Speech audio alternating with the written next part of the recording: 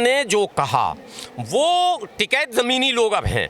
टिकैत की रोज़ 100, 200, 500 नए लोगों से बातचीत होती है, बंद कमरे में बात होती है, बाहर बात होती है, यात्रा में बात होती है। टिकैत पूरे भारत की यात्रा कर चुके हैं, बहुत अनुभव अब ले चुके हैं। राकेश टिकैत वो अब नहीं है जो 1 साल पहले थे। इन 1 वर्षों में राकेश टिकैत की राष्ट्रीय एक पहचान बनी है और पूरे भारत का भ्रमण हुआ है। भारत के विभिन्न राजनेताओं, विभिन्न सामाजिक संगठनों और विभिन्न किसान संगठनों के बीच लगातार वार्ता करने वाले का नाम राकेश टिकैत है और आम किसानों, आम जवानों और आम नागरिकों से भी लगातार संपर्क कर आपने देखा मुजफ्फरनगर महापंचायत और कई महापंचायत का नेतृत्व करने वाला राकेश टिकैत कच्चा बयान नहीं दे सकता है। कुछ तो है जिसकी पर्दादारी है। राकेश टिकैत को भी कहीं से कोई भनक तो लगी, कोई आभास तो हुआ, कहीं न कोई घंटी बजी, कुछ मूल्यांकन हुआ और दिमाग में बात आई कि भाजपा ही जीतेगी। मैं कहता हूँ आम मतदाताओं से उत्तर प्रदेश के कि धर्म और जाति की राजनीति यदि होगी तो भारतीय जनता पार्टी को कोई माई का लाल हरा नहीं सकता है।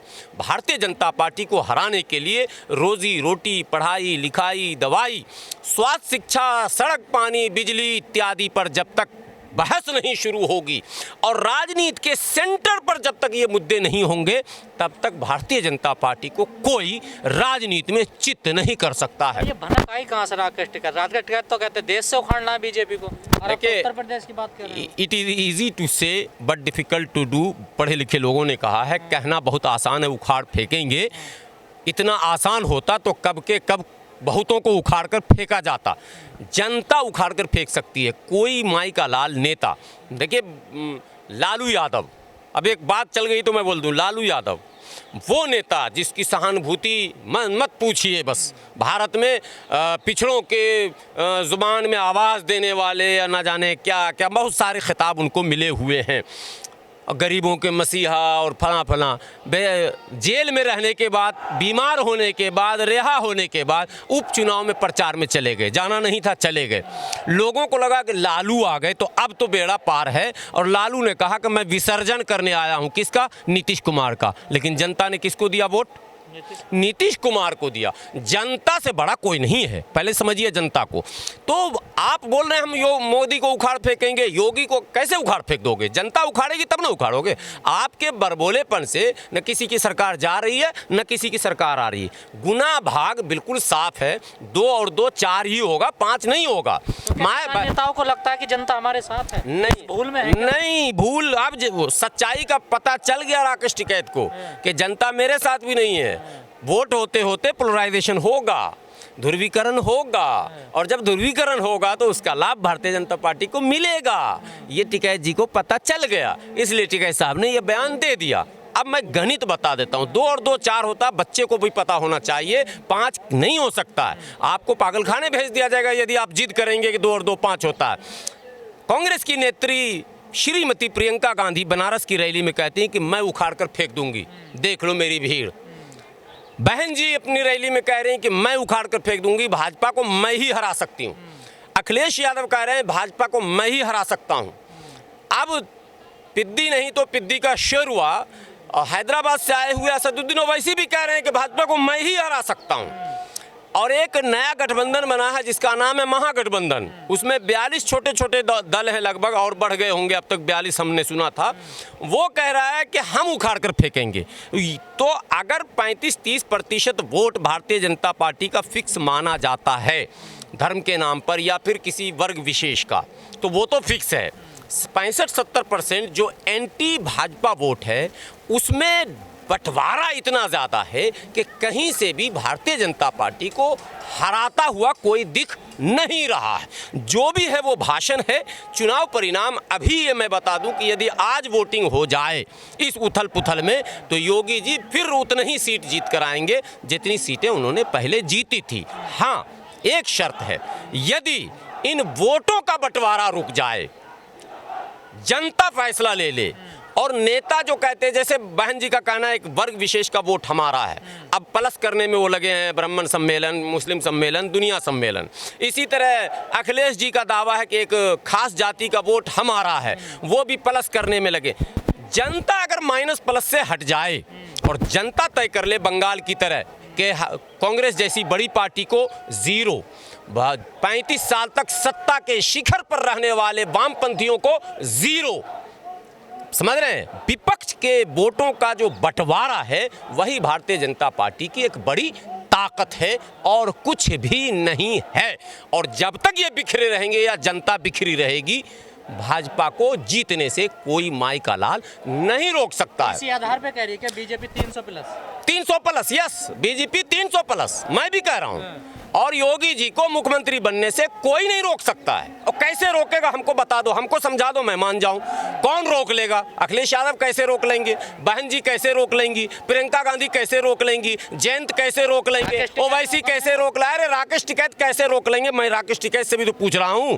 नहीं रुक सकता, जनता रोक सकती है। और जनता तब रोकेगी जब जनता रोजी रोटी, पढ़ाई लिखाई, दवाई, शिक्षा, स्वास्थ्य, सड़क, बिजली, पानी, ये जब मुद्दा बनेगा तब भाजपा हार सकती है। और मुद्दा अगर बन गया मोहम्मद अली जिन्ना बड़े थे, कि नेहरू बड़े थे, कि गांधी बड़े थे, कि पटेल बड़े थे, तो उलझे रहो उसी में। अब मुस्तकिल तो हो गई ना। अरे साहब, हो गई जिन्ना। अब कुछ दिन में औरंगजेब भी आएंगे, वो भी कब्र से निकल के आ जाएंगे। औरंगजेब के बाद अकबर भी आएगा, ठीक है, बचेगा कोई नहीं। तो जब हुमायूं, अकबर, औरंगजेब, जिन्ना चुनाव में आ जाएगा और जब फिर क्या कहते हैं धर्म की एंट्री हो जाएगी और जातीय आधारित पार्टियां भी अपना जनाधार बनाने में, राजभर जी अपना लगे हैं, बहन जी अपनी लगी हैं, डॉक्टर अयूब अपना लगे हुए हैं, MIM अपना लगा हुआ, सब लोग अपने अपने डपली और अपने अपने राग में रहेंगे, तो भाजपा को कोई भी नहीं हरा सकता। 300 प्लस क्या, मुझे तो डर है कहीं 400 प्लस ना हो जाए। स्थिति कोई अच्छी नहीं है उत्तर प्रदेश की इस समय। कि हर बात के दो अर्थ होते हैं, सकारात्मक, नकारात्मक। समर्थकों से जब यदि आप पूछेंगे तो वो सकारात्मक बताएंगे, और उनके विरोधियों से यदि पूछेंगे तो वो नकारात्मक बताएंगे। राकेश टिकैत के समर्थक कहते हैं कि इन्होंने ये कहा कि स्थितियां ऐसी हैं जिसको देखकर ऐसा लगता है कि उत्तर प्रदेश में भाजपा ही जीतेगी। सच्चाई है कि यदि हमसे आप पूछिए व्यक्तिगत रूप से तो हमें भी ऐसा ही लगता है। 2-3 इसके कारण हैं।